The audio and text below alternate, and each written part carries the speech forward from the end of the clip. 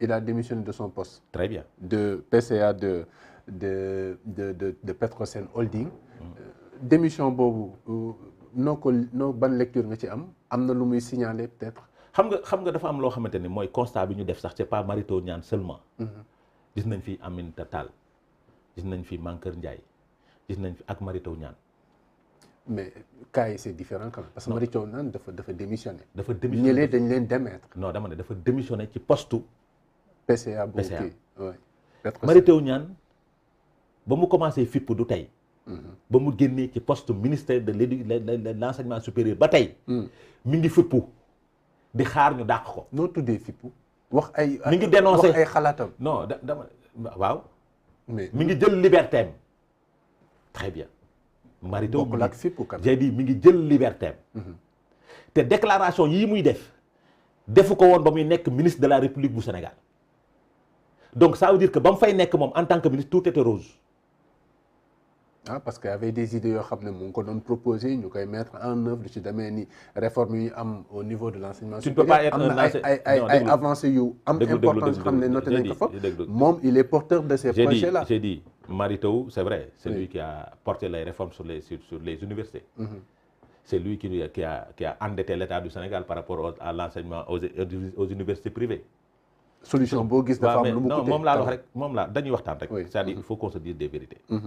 gis nga un ancien ministre am na canaux yu bari pour mën a rànk pour gis ak wax ak président pour mun ko jox ay xalaatam parce que tëjul ñu ko woon ay bunt.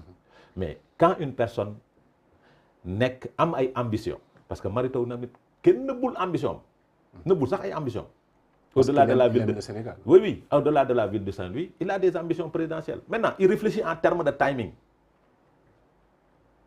ba mu commencé jël liberté am yàgg na. Mary Teuw voulait que ñu dàq ko pour mu am sympathie sénégalais yi victimiser wu pour avoir la sympathie des Sénégalais. mais est-ce qu'il a forcément besoin de ça. mais loolu lay wër.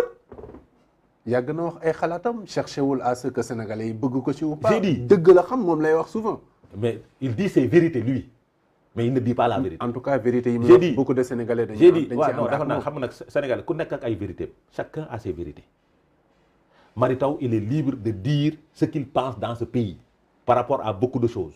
comme ñun tamit am nañ liberté wax leneen n'est-ce pas. Mary Teuw a toujours été un militant indiscipliné. ah bon waaw lu tax je m'explique. comment ça waaw je m'explique. munoo bokk ci kuréel bokk ci parti fexe ba doon fëgg ci ay bunt pour ñu présenter le président pour président recevoir la avant ba ñuy doog accéder au pouvoir. nga jaar ci Youssou Touré. ma nekk témoin oculaire yàlla def par l'entremise de Mansour Faye nga dugg ci gouvernement. président reconnaît say compétences dañ koy nangul nag c'est un enseignant c'est un professeur de mathématiques émérite. du dëgg président recevoir ko nommé ko ministre de l'enseignement supérieur. du dëgg mu def liggéey bu mucc ay foofu mais bañ la teggee ci ministère ba tey Mary Teuw noppiwul.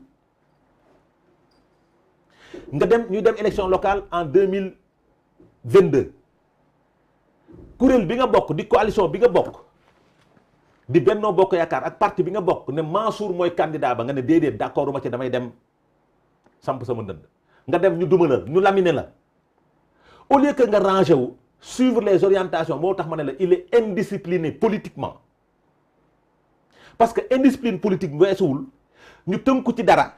parti bi wax décision bii nga ne bokk d'accord ma ci orientation bi. mais yaakaar nga ne foofu la Mary Teuw yaakaar nga ne dina yomb ñuy watat borom xam-xam. dama ne foofu la Mary Teuw waroon démissionner ci Benno Bokk Yaakaar ba mu demee ba def liste boppam ber daaraam ci la waroon cohérent avec lui-même démissionner ci Benno Bokk Yaakaar continuer chemin am defu ko mu continuer liggéey bi mu liggéey. mu dem ba xool timing bi baax na wax naa la gis nga dans toute chose dafa am timing.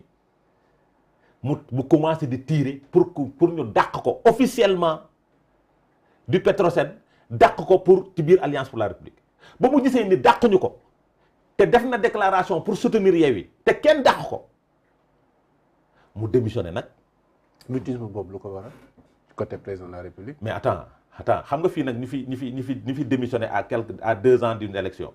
ñoom ñëpp dañoo def résultat dañuy commencé rek ci Djibo Leyti Ka. ba mu démissionné en 98 dama démissionné en 96 dafa dem 98 élection législative mu am groupe parlementaire avec 11 députés. Oui. Moustapha Niasse pareil. Idrissa Seck pareil. Moustapha Niasse ba mu démissionné PS créé partem dafa ñëw nekk un faiseur de roi. Idrissa Seck en 2007 ba mu démissionné PDS dem jàkkaarloo PDS Abdoulaye Wade il est sorti deuxième. Macky Sall ba mu démissionné du PDS. génn en 2008 def tour du Sénégal il est sorti deuxième. aux pression future élection présidentielle yi jege mais loolu la bëggoon te ñooñu démissionné dañ leen a dàq. mais contexte yi changé na de. non il y a l'émergence de Sonko il y a d'autres leaders. vous savez sa xalaat nga ne ci condition. sénégalais dafa bëri yërmande day bañ injustice. tey suñu dàqoon Mary Teuw Niane par décret présidentiel dàq ko de l'Alliance pour la République sénégalais yi dañ naan c'est injuste parce que da doon wax dëggam da doon wax ay dëgg moo tax. il aura la sympathie des Sénégalais. ba tey mu ngi ci ay dëgg. malheureusement nous ne sommes pas tombés dans ce piège. parce que foofu la ñu bëggoon dugal nous ne sommes pas tombés dans ce piège. heureusement lui il a démissionné de ses positions. très bien ñu koy souhaiter nag. mu cohérent mu continuer cohérent parce que APR la bokk ba léegi na continuer cohérent démissionner de l'Alliance pour la République parce que loolu mooy cohérence bi. démissionner de l'Alliance pour la jël courage am en deux mains wax ak sénégalais ne leen fii laa bëgg a àgg parce que il a des ambitions présidentielles te am na ci droit nag de il a le droit d'être un candidat à une élection présidentielle n'est-ce pas maintenant par rapport ak timing boobu bëri na ñu ko ciy réfléchir am na nu mu doon demee tey si le président s'était défini par rapport à ses positions par rapport à 2024 dina bëri ñuy génn Abdou Khadre après les élections législatives kenn xamul luy xew dina bëri ñoo xamante ni dinañ génn parce que le timing est bon pour avoir la sympathie des Sénégalais dina bëri ñeneen ñoo xamante ni dinañ def lu raw lu Mary Teuw Niane def parce que le timing est bon nous sommes à 17 mois des élections présidentielles le timing est très bon. D'accord alors wax nga ko léegi Mary Teuw Niane maa ngi la koy laaj mais da nga mel ni ko xaw a dumoo yi question bi. mooy boroom xam-xam yaakaar nga ne dinañ ko watat ba ngay wax ay waxu. watatuñu ko de. indiscipline politique quand soo bokkee ci kuréel. oui mais ci bokk ci cadre na muy doxee moom. non dans tous les partis politiques dans tous les partis politiques. oui dafa am texte ak règlement yu leen régir. d'accord na soo bokkee ci parti bokk ci kuréel. membre du secrétariat exécutif national de l'APR. fi ñuy jëlee décision yi amatoo liberté soo amee looy wax ca biir kuréel boobu ngay toog wax ko fa. buñ la déggulee. non mais Mary Teuw n'a jamais pris la parole en secrétariat exécutif. est-ce que jox nañ ko. mais attends réunion politique la liberté la ñu am ku nekk di wax li nga xalaat. il n'a jamais pris la parole. Adama li ngay wax nag. cause Mary Teuw Niane niñ ko xamee. dama ne yaakaaruma ne dina am occasion war a mën a joxe son avis ba pare di noppi. j'ai dit oui son avis sur ces questions ci page Facebook am la koy jox kilifa nag kenn du ko yedd ci mbedd. amoo cible de communication. j'ai dit kilifa laa wax dafa am cible. dama ne kilifa Sénégalais yi ñooy ay cible. non attends déglu déedéet su nekkee sénégalais yi ñooy say cible. am na leneen loo làq sa gannaaw bopp lu dul wax ak président de la République quand le président de la République génn ci cas de Covid. def tournée économique bam boobu mënoon na ko waxee feneen fudul ci page Facebook am. mais parce que. non Macky Sall moo dëggate. règle yu ñu établir ci jamono boobu Macky Sall su dëggatee règle yi nga mu dénoncé ko déglu publiquement non attends quelqu'un qui appartient à un cadre. oui doo dénoncer publiquement. moi je ne suis pas membre du secrétariat exécutif aw ma mailu président Macky Sall sinon li may kaas ci biir APR dama ko koy envoyé mail mu jot ci mais Mary Teuw am na ko mën na wax ak président ci yeneen canal yu dul page Facebook. est-ce que au préalable balaa ñuy entamer tournée boobu noonu est-ce que jotul wax te dégguñu ko wala.